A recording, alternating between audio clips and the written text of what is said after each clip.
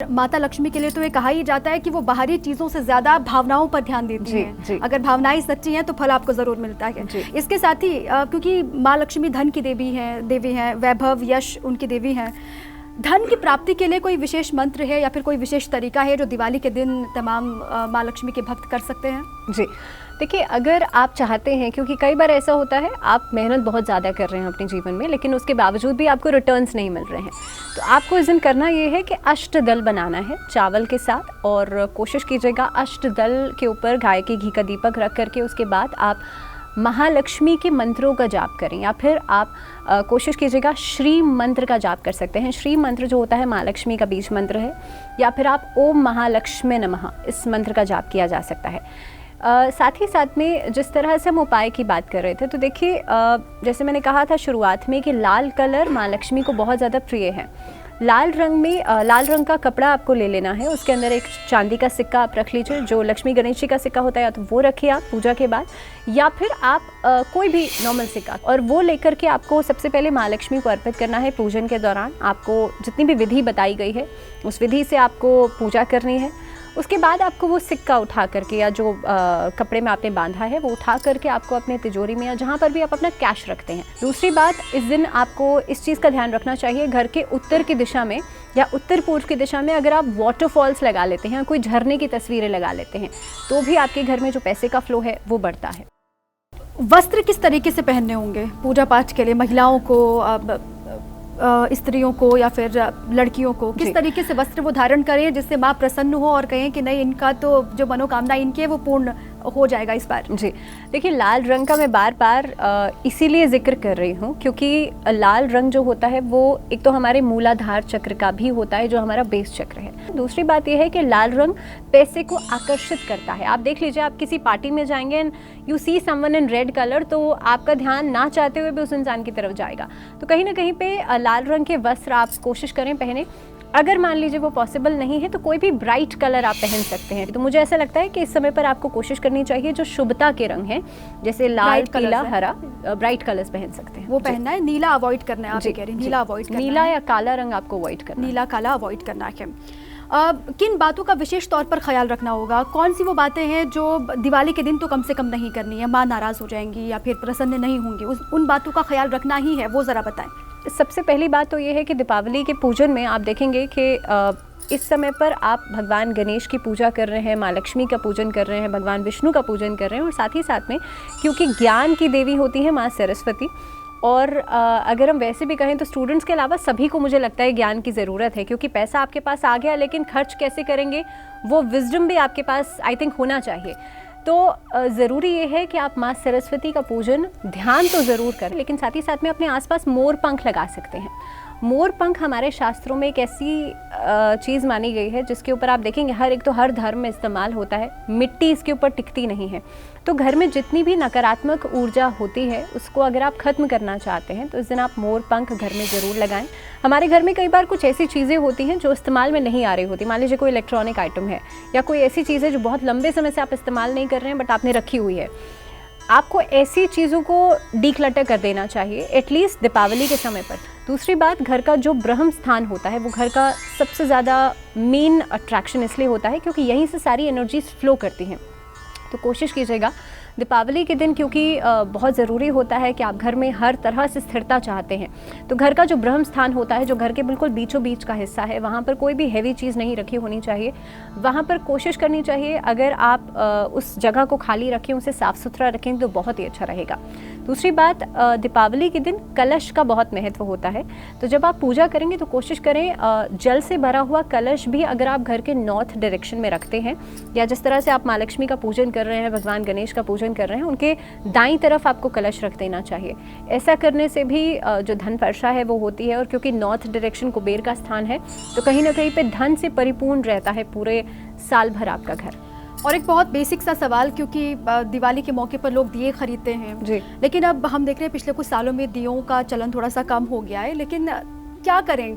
दीपक दिए में ही जलाएं या फिर मोमबत्ती का इस्तेमाल कर सकते हैं? क्योंकि कई ये भी कहा जाता है कि मोमबत्ती से उतना प्रसन्न माँ लक्ष्मी नहीं होंगी, क्योंकि उनको मिट्टी से प्रेम है, तो आप मिट्टी का दिया इस्तेमाल कर सकते हैं। बिल्कुल, क्योंकि देखिए दीपावली का दिन मुझे ऐसा लगता है कि जो मिट्टी के दिए होते हैं और मैंने मिट्टी का आपको सिग्निफिकेंस बता दिया है कि क्यों हम मिट्टी का इस्तेमाल या मिट्टी से बनी हुई चीज़ों का इस्तेमाल इतना ज़्यादा करते हैं।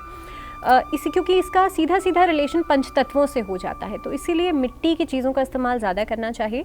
और क्योंकि वो वैक्स है तो देखिए बुराई तो किसी भी चीज़ में नहीं होती, लेकिन हाँ जो घी का दीपक होता है उसमें जाहिर सी बात है आप घी नहीं डालेंगे, लेकिन जब आप गाय के घी का दीपक जलाते हैं तो वही शुद्ध माना गया है। तो चाहे आप माँ लक्ष्मी का पूजन कर रहे हो, भगवान गणेश का या भगवान विष्णु का, आपको कोशिश करनी चाहिए कि मिट्टी के जो दीपक है उसमें आप जलाएं, या फिर आपके घर में अगर चांदी का दीपक हो तो वो भी बहुत शुद्ध मानी गई है महालक्ष्मी के पूजन के लिए। तो चांदी के बर्तनों का या चांदी के दीपक का भी आप इस्तेमाल कर सकते हैं। बहुत सारे लोगों के मन में ये सवाल होता है भावना जी कि उपवास रखना है दिवाली के दिन या फिर नहीं रखना है, व्रत रखने से कितना फ़ायदा मिलता है, रखना कितना ज़रूरी है, या फिर नहीं रखे फिर भी चल जाएगा, आपको क्या लगता है? मतलब क्या है इसके पीछे की वजह? देखिए, व्रत रखे तो फल ज़्यादा मिलेगा, ना रखे तो भी चलेगा। देखिए मैं तो कभी भी ये नहीं कहती अगर आपकी मान लीजिए सेहत अलाउ नहीं करती तो आपको व्रत नहीं रखना चाहिए।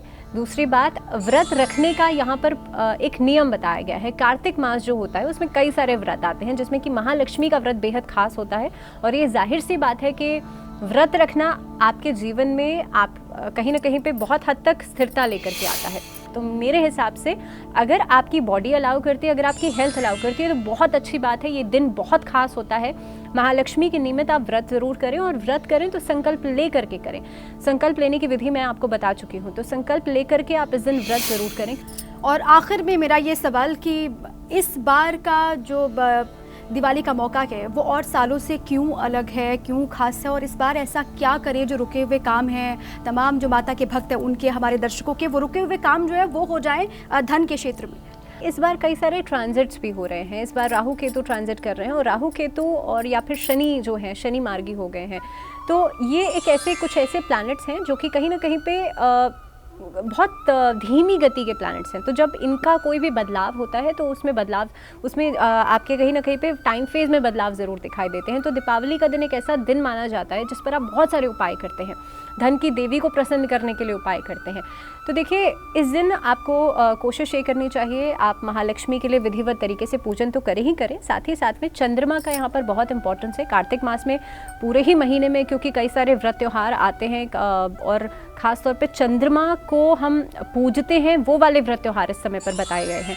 और चंद्रमा क्योंकि 16 कलाओं से पारंगत हैं, भगवान श्री कृष्ण 16 कलाओं में पारंगत है, तो इसलिए चंद्रमा का पूजन या चंद्रमा को अर्घ दे करके आप किसी भी पूजन को जब आप पूर्ण करते हैं तो वो आपका जो व्रत है वो भी पूर्ण होता है।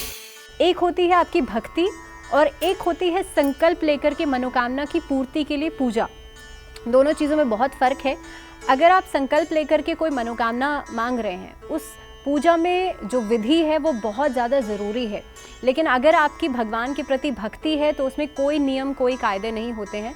तो इसलिए कोशिश करें कि अगर आप कोई भी उपाय कर रहे हैं इन सभी विधियों से जुड़ा हुआ, तो ज़रूरी है कि पूरी विधि के साथ करें और भक्ति के साथ जरूर करें। ठीक है भावना जी, बहुत शुक्रिया पूरी संपूर्ण जानकारी हमारे दर्शकों को देने के लिए भी, क्योंकि अब उम्मीद यही की जा रही है, जो उपाय आपने बताए हैं, जो विधि आपने बताई है, उम्मीद हमें ये है कि उनको माता का आशीर्वाद इन उपायों को अपनाने के बाद ज़रूर मिलेगा और इस बार की दिवाली ढेर सारी खुशियाँ लेकर के उनके लिए आए। बहुत शुक्रिया भावना जी आपका। और इसी के साथ ही हमारी खास पेशकश में अभी के लिए बस इतना ही। बाकी खबरों के लिए आप देखते रहें एबीपी न्यूज़।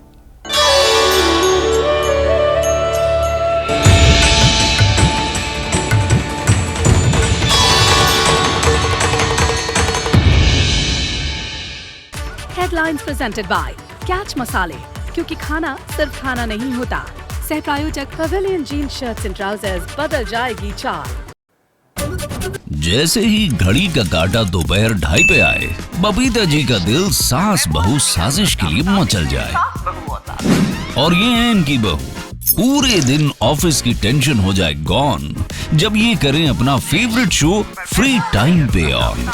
इनकी तरह आप भी देखिए अपना फेवरेट शो अपने टाइम पर और डाउनलोड कीजिए एबीपी लाइव ऐप अपने स्मार्ट टीवी पर।